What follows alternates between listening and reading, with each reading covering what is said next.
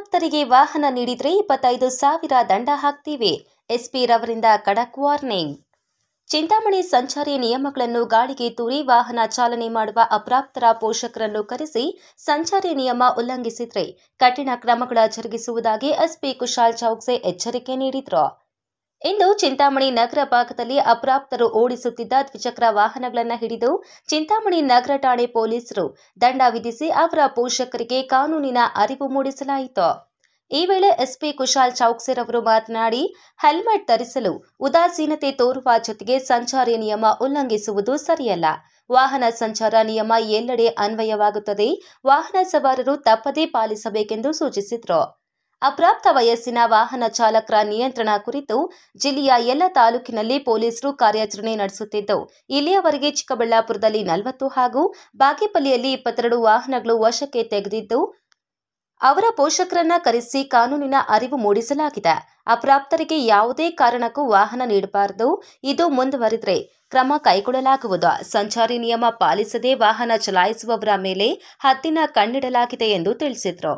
ಈ ಸಂದರ್ಭದಲ್ಲಿ additional SP Jagannath Rai, DYSP Muralidhar, ನಗರ ಠಾಣೆಯ ಸರ್ಕಲ್ ಇನ್ಸ್ಪೆಕ್ಟರ್ ವಿಜಯ್ ಕುಮಾರ್, ಗ್ರಾಮಾಂತರ ಠಾಣೆಯ ಸರ್ಕಲ್ ಇನ್ಸ್ಪೆಕ್ಟರ್ ಶಿವರಾಜ್ ಸೇರಿದಂತೆ ಮತ್ತಿತರರು ಹಾಜರಿದ್ದರು.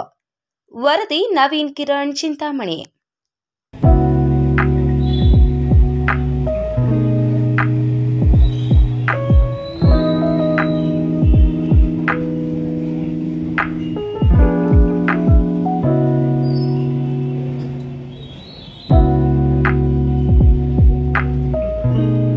सर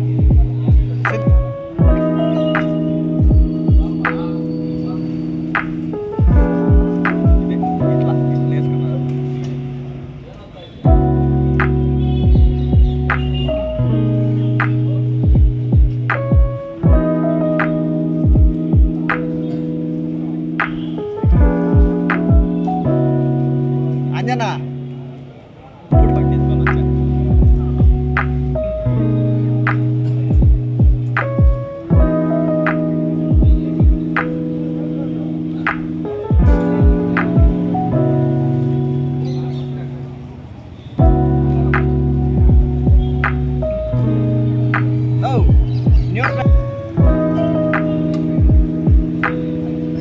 ಶಂಕರಣ್ಣ ಶಂಕರಣ್ಣ ಇಲ್ಲ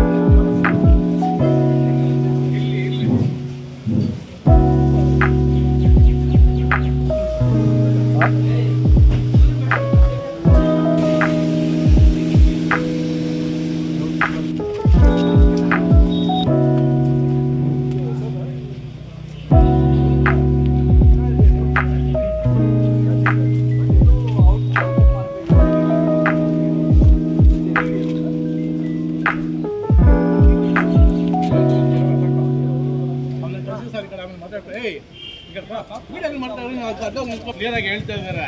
ಅವ್ರು ಗೈಡ್ಲೈನ್ಸ್ ಅಪ್ರೋಚ್ ಇದೆಯಾ, ಅವ್ರು ಕರೆಕ್ಟಾಗಿ ಪ್ಲಾನ್ ಮಾಡ್ತಾ ಇದ್ದಾರೆ. ನಮ್ಮ ಪ್ಲಾನ್ ಕೊಡಬೇಕು.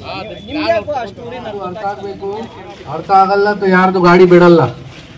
ಜಾಸ್ತಿ ಬ್ಯಾಕ್ ಸೈಡ್ ಜಾಸ್ತಿ ಜೋಕ್ ಮಾಡ್ತಾ ಇದ್ದೀರಾ, ಏನು ನಗುತ್ತಾ ಇದ್ದೀರಾ, ಇದು ಎಲ್ಲ ನಾಟಕ ಮಾಡಬಾರ್ದು ಇಲ್ವಾ? ಬೇಕು ಗಾಡಿ ಬೇಕಾಗಿಲ್ಲ. 25,000 ಫೈನ್ ಇದೆ ಫಾರ್ ವೆಹಿಕಲ್. ಎಷ್ಟು? 75,000 ಫೈನ್ ಇದೆ ಪೇರೆಂಟ್ಸ್ ಮೇಲೆ.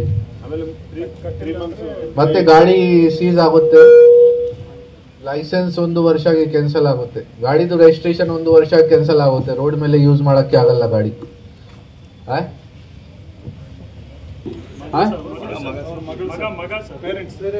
ಪೇರೆಂಟ್ಸ್ ನೋಡಿ, ನಾನು ಕ್ಲಿಯರ್ ಆಗಿ ಹೇಳ್ತೀನಿ ಸಮಸ್ಯೆ ಏನಿದೆ.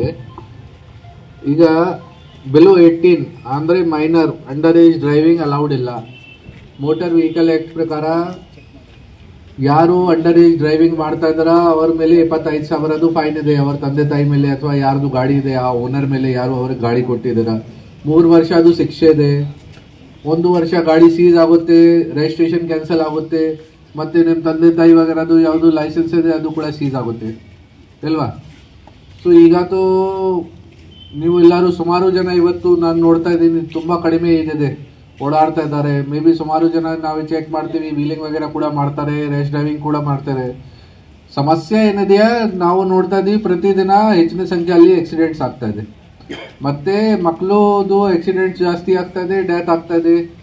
ಲಾಸ್ಟ್ 6 ತಿಂಗಳು ಹಿಂದೆ Chikkaballapur rural limits Isha foundation ಹೋಗುವಾಗ ದಾರಿಯಲ್ಲಿ ಒಂದು ಆಕ್ಸಿಡೆಂಟ್ ಆಯಿತು. 3 ಜನ ಮಕ್ಕಳು ಗಾಡಿ ಡ್ರೈವ್ ಮಾಡ್ತಾ ಇದ್ದಾರೆ, 17-18 ಏಜ್ ಅವ್ರದ್ದು 3 ಜನ. ಅದು ಟ್ರಿಪಲ್ ರೈಡಿಂಗ್ ಮಾಡ್ತಾರೆ. ಫಸ್ಟ್ ಹೆಲ್ಮೆಟ್ ಹಾಕಲ್ಲ, ಲೈಸೆನ್ಸ್ ಇಲ್ಲ, 3 ಜನ ಹೋಗ್ತಾ ಇದ್ದಾರೆ ರಾತ್ರಿ ಟೈಮ್ಗೆ. ಒಂದು ಟ್ರ್ಯಾಕ್ಟರ್ ಜೊತೆಗೆ ಆಕ್ಸಿಡೆಂಟ್ ಆಯಿತು, 3 ಜನದ್ದು ಸ್ಪಾಟಲ್ಲಿ ಡೆತ್ ಆಯಿತು. ತಂದೆ ತಾಯಿ ಕೂಡ ಅರ್ಥ ಆಗಬೇಕು, ನಿಮ್ಮ ಮಕ್ಕಳದ್ದು ಭವಿಷ್ಯ ನಿಮ್ಮ ಕೈಯಲ್ಲಿ ಇದೆ. ನೀವು ಅವರಿಗೆ ಈ ಏಜಲ್ಲಿ ಸರಿಯಾಗಿ ಥರ ನೋಡಲ್ಲ, ಅವರಿಗೆ ಸ್ಟಾಪ್ ಮಾಡಲ್ಲ, ನಿಮ್ಮ ಕೈಯಿಂದ ಹೊರಗಡೆ ಹೋಗ್ತಾರೆ, ಆಮೇಲೆ ಅವ್ರಿಗೆ ಕಂಟ್ರೋಲ್ ಮಾಡೋಕ್ಕೆ ಆಗಲ್ಲ. ಈ ಏಜಲ್ಲಿ ಜಾಸ್ತಿ ಕಂಟ್ರೋಲ್ ಮಾಡೋಕ್ಕೆ ಅವಶ್ಯಕತೆ ಇದೆ ಅವರೆಲ್ಲರಿಗೆ ಅಲ್ವಾ. ಸೊ ಈಗ ಈ ವೆಹಿಕಲ್ಸ್ ಹೇಗೆ ಡ್ರೈವ್ ಮಾಡ್ತಾ ಇದ್ದಾರೆ ಅದು ಯಾವುದು ಕಾರಣಕ್ಕೆ ಅಲೌಡ್ ಮಾಡಲ್ಲ ನಾವು. ಮತ್ತು ಈ ವೆಹಿಕಲ್ಸ್ ಮೇಲೆ ನಾವು ಫೈನ್ ಕೂಡ ಹಾಕ್ತೀವಿ. ನೀವು ಕೂಡ ಅರ್ಥ ಆಗಬೇಕು, ಹೆಲ್ಮೆಟ್ದು ಎಷ್ಟು ಫೈನ್ ಇದೆ? 500 ರೂಪಾಯಿ ಫೈನ್ ಇದೆ ಹೆಲ್ಮೆಟ್ದು ಅಷ್ಟೇ. ಬಟ್ ನೀವು ಅಂಡರ್ ಏಜ್ ಡ್ರೈವಿಂಗ್ ಮಾಡ್ತಾರಾ, ಮೈನರ್ ಆಗಿ ಡ್ರೈವಿಂಗ್ ಮಾಡ್ತಾರಾ, 18ಇಂದ ಏಜ್ ಕಮ್ಮಿ ಇದೆ ಡ್ರೈವಿಂಗ್ ಮಾಡ್ತಾರಾ, 25,000 ಫೈನ್ ಇದೆ. ಏನು ಕೇಳಿಸ್ತಾ ಇಲ್ಲ? ಜೋರಾಗಿ ಹೇಳಿಲ್ಲ, ಎಲ್ಲರೂ ಫೈನ್ ಹಾಕ್ತೀನಿ, ಹೇಳಿ ಜೋರಾಗಿ. 25,000. ಹಾ, ಸಮಸ್ಯೆ ಏನಿದೆಯಾ, ನಿಮ್ಮ ಅಂಡರ್ ಏಜ್ ಡ್ರೈವಿಂಗ್ ಕಾರಣ ಬಗ್ಗೆ ನಮಗೆ ತೊಂದರೆ ಆಗ್ತದೆ, ಟ್ರಾಫಿಕ್ ಜಾಸ್ತಿ ಖರಾಬ್ ಆಗ್ತದೆ, ಆಕ್ಸಿಡೆಂಟ್ ಜಾಸ್ತಿ ಆಗ್ತದೆ. ಈ ಥರ ಮಾಡೋಕ್ಕೆ ನಾವು ಯಾರಿಗೆ ಬಿಡಲ್ಲ. ಮತ್ತು ನಿಮಗೆ ಈಗ ನಾವು ಸರಿಯಾಗಿ ಥರ ತಿಳಿಸ್ತಾ ಇದ್ದೀವಿ, ಅರ್ಥ ಆಗಲ್ಲ ತೋ ಏನು ತೊಂದರೆ ಇಲ್ಲ, ನಮಗೆ ಏನು ಸಮಸ್ಯೆ ಇಲ್ಲ. ನಾವು ಎಲ್ಲ ಗಾಡಿ ಸೀಸ್ ಮಾಡಿಕೊಂಡು ಕೋರ್ಟ್ಗೆ ಕೊಡ್ತೀವಿ, ಆಮೇಲೆ ನೀವು ನೋಡಿ ಹೇಗೆ ನಿಮಗೆ ಗಾಡಿ ಸಿಗುತ್ತೆ. ಕೇಸ್ ರಿಜಿಸ್ಟರ್ ಮಾಡೋಕ್ಕೆ ನಿಮ್ಮ ಮೇಲೆ ನಮಗೆ ಏನು ಇಷ್ಟ ಇಲ್ಲ. ಬಟ್ ನೀವು ಫೋರ್ಸ್ ಮಾಡ್ತಾರ ನಮಗೆ ಕೇಸ್ ರಿಜಿಸ್ಟರ್ ಮಾಡಬೇಕು. ಕೇಸ್ ಕೂಡ ಆಗುತ್ತೆ, 25,000 ಫೈನ್ ಕೂಡ ಆಗುತ್ತೆ. ಆಮೇಲೆ ಕೋರ್ಟಲ್ಲಿ ನೀವು ನೋಡಿ 3 ವರ್ಷದ ಸಜಾ ಕೂಡ ಆಗುತ್ತೆ. ಮತ್ತು ಈ ಥರ ಎಲ್ಲ ನಾವು ಜೋಗ್ ಮಾಡ್ತಾ ಇದ್ದೀವಿ, ಪೂರ್ತಿ ಡಿಸ್ಟಿಕಲ್ಲಿ ಇದೇ ಮಾಡ್ತಾ ಇದ್ದೀವಿ. ನಿನ್ನೆ ಚಿಕ್ಕಬಳ್ಳಾಪುರಲ್ಲಿ 40 ವೆಹಿಕಲ್ ಇದೇ ಥರ ಸೀಸ್ ಮಾಡಿದ್ದೀವಿ. ಬಾಗೇಪಲ್ಲಿಯಲ್ಲಿ 40 ವೆಹಿಕಲ್ ಮಾಡಿದ್ದೀವಿ. ಈ 40 ವೆಹಿಕಲ್ ಹಿಂದೆ 3 ಕೇಸಸ್ ಆಲ್ರೆಡಿ ಆಗಿದೆ ಮಕ್ಕಳದ್ದು ತಂದೆ ತಾಯಿ ಮೇಲೆ.